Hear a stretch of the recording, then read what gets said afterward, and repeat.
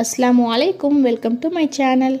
இன்றைக்கி நம்ம சேனலில் ஒரு சூப்பர் ஹெல்த்தியான ரெசிபி தான் கொண்டு வந்திருக்கேன். இன்ஸ்டண்ட்டாக கோதுமையை வச்சு சட்டுன்னு செஞ்சிடலாம். வாங்க இந்த ரெசிபி எப்படி செய்யலான்னு பார்க்கலாம்.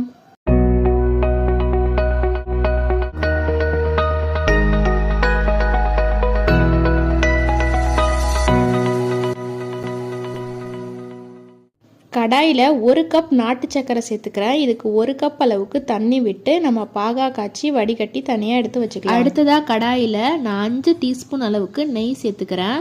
மொத்தமாக இந்த ரெசிபிக்கு நான் 8 டீஸ்பூன் அளவுக்கு நெய் சேர்த்துருக்கேன். 1 கப் அளவுக்கு கோதுமை மாவும் சேர்த்துக்கிறேன். அடுப்பை மீடியமான ஹீட்லேயே வச்சு வறுத்து எடுத்துக்கோங்க. அடுப்பை சிம்மில் வச்சுக்கிறதே நல்லது. சேர்த்துட்டு கோதுமையோட பச்சை வாடை போகிற அளவுக்கு நல்லா வறுத்து எடுத்துக்கோங்க. கோதுமை நல்லா வறுபட்டு ஒரு நல்ல வாசனை வரும். அது வரைக்கும் நல்லா கைவிடாமல் கிளறிக்கிட்டே இருங்க. அடுத்ததாக 3 டீஸ்பூன் அளவுக்கு நான் ரவை சேர்த்துருக்கேன். வறுத்த ரவை தான் சேர்த்துருக்கேன். சேர்த்துட்டு அதையும் இதோடு சேர்த்து நல்லா வறுத்து விட்டுக்கோங்க. இதுக்கு இடையில நான் 3 டீஸ்பூன் அளவுக்கு நெய்யும் சேர்த்துருக்கேன். சேர்த்துட்டு இது நல்லா வறுபட்ட பிறகு நெய் தன்னாவே பிரிஞ்சு வரும்.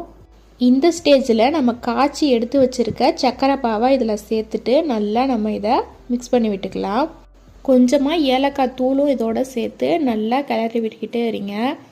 கரெக்டான பதம் வர வரைக்கும் நம்ம இதை கிளறி விட்டுக்கிட்டே இருக்கணும். பேனில் ஒட்டாமல் வரும், அதுதான் கரெக்டான ஸ்டேஜு. ஸ்டவ் ஆஃப் பண்ணிவிட்டு இதுக்கு ஓரளவு ஆறின பிறகு கையில் கொஞ்சமாக நெய் தடவிக்கோங்க.